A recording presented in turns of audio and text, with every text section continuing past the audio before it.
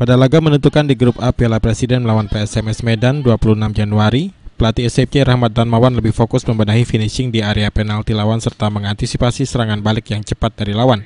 Untuk lolos ke babak selanjutnya, SCP harus memperoleh kemenangan atas PSMS, mengingat sebelumnya pada laga pertama SCP kalah atas Persib Bandung. Rahmat Darmawan menjelaskan dari evaluasi 2 kali pertandingan pada babak penyisihan grup A, pemain diminta untuk lebih meningkatkan tekanan kepada pemain lawan, terutama saat menerima serangan.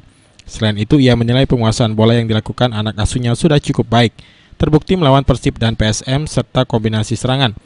Menghadapi Liga 1, ia berharap melalui kompetisi Piala Presiden, para pemain dapat lebih kompak dan kerjasama tim dapat terjalin.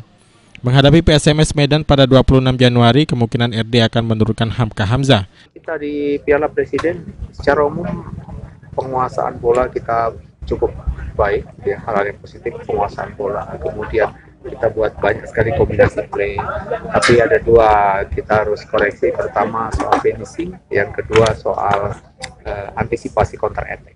Jadi 2 hal itu yang transisi, maksud saya transisi dari attack to defense yang kita mesti improve. Sejauh ini persiapan untuk Piala Liga 1 sejauh seperti apa? Iya, kita terus melakukan ini ya, latihan, makanya hari ini pun bagi. Kehadiran Hamka diharapkan dapat memperkokoh tembok pertahanan SCP. Ia menilai Hamka masih perlu mengembalikan kondisi fisiknya saja, sebab ia sudah memiliki pengalaman yang banyak.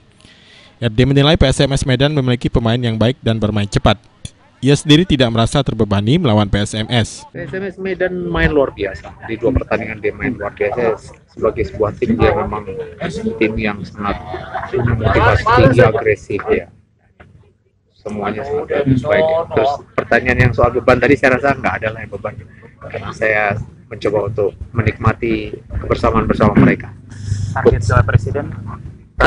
Target kita nggak ditargetkan sebetulnya oleh manajemen, tapi sebagai pelatih saya mentargetkan untuk pertandingan besok bisa meloloskan kita lah. Judi Sumban Gaul, PAL TV.